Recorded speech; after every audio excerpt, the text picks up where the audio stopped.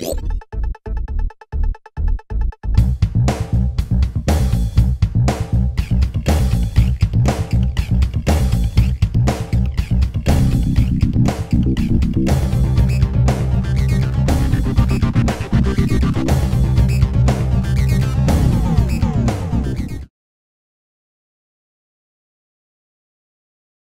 up, guys? Episode 16. This is the show for gamers.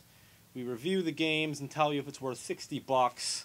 I'm Jay and that's Al, and we are reviewing Hunted: The Demon's Forge. Why is it a forge? Play the game. Can't tell you without ruining so much stuff. This game is kind of it's very much dungeon crawler, but it has a lot of influence from Gears of War. It's a third-person game.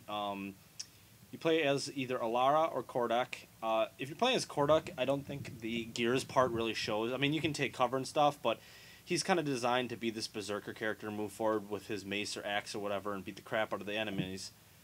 You'd be fighting kind of goblinish things. You'd be fighting Minotaur, witches, that type of jazz. But with him, it's so much more moving forward, beating the crap out of the guy, and having the ability to do that. But if you're playing as Alara, very Gears of War oriented, taking cover, popping up with your bow, getting headshots, that type of stuff. There's executions in the game. If you get a guy basically down to load up health, hold down B, you can take him out. Those are always fun to do. The game basically, this is one of the longest campaigns I've played in a long time. Basically, you're just trying to find some slaves, find these people that were taken as slaves and free them, but it turns into this huge, long freaking quest. Of course, other stuff happened. Yeah, through desert, or through forests, through tunnels, into like a desertish quarry, back in tunnels, into burning villages. It's this big, epic scape. It's pretty cool. One thing to basically note about this game is you'll be moving along, blah, blah. Then you see a wall and it just looks out of place. Oh, you hit it, it breaks apart. That leads to a stairway. The stairway leads to a tomb. The tomb leads to a bunch of catacombs. The catacombs lead to a special treasure room. You got the treasure. Finding the side areas and finding the side quests add on hours of gameplay. It's so...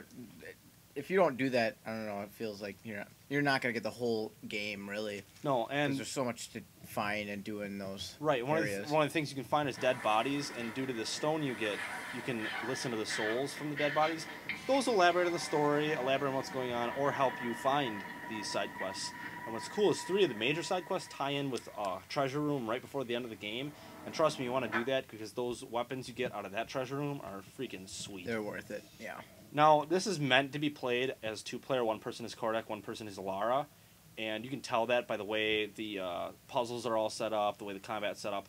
But I will say that the AI, if you're playing by yourself, is very decent. Solving puzzles, I didn't have any trouble. I just, clicked the B button. Hey, Kordek, go do this. Hey, Alara, go do this. Bam, bam, you can do it. If you're playing first person, you can switch at special key points in the game. There's like these little pedestals with these glowing crystals on them. Click them. Oh, you switch over to the other character. So if you're getting kind of sick of shooting arrows a lot or hack and slash, you can switch. Kind of adds a little extra dimension to the game. But basically, you're running around trying to find crystals. There's kind of this this lady named Seraphim, and she can grant you special powers. That's how you upgrade all your abilities. There's a good range from having a huge explosion arrow to freezing people to becoming super berserker or taking all the enemies in there and throwing them up so Alara can shoot them all and stuff. There's a lot of the abilities combined with the other person's abilities, and it's fun to play around with those. But it's definitely made for a friend, and in a game where you can't play split screen anymore, this game you can play split screen. A lot of people love making stuff on Halo 3 and stuff, making levels. There's a level editor, and it's not super in-depth, but you can unlock levels via how much gold you get in the campaign. You can unlock levels, enemy waves. It's kind of making your own horde mode, and you can kind of make where the rooms go, and make your own dungeon thing and upload it. It's pretty sweet. So, pretty good graphics. I did have a couple things where I got stuck on barrels or, little graphical errors or enemies freezing up and stuff. But other than that, which is it's kind of typical for a game this size and what you're doing in it and stuff. So you're gonna find that.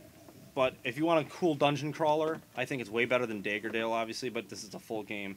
But I'd definitely rent it before you buy it.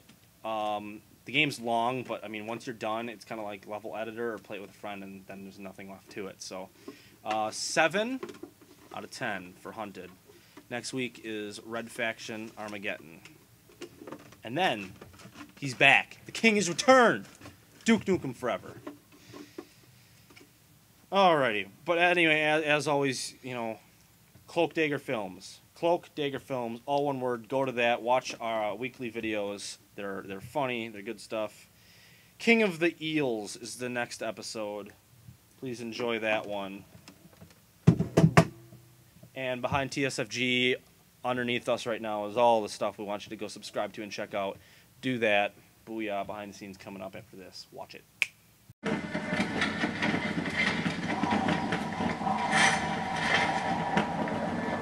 Another ogre.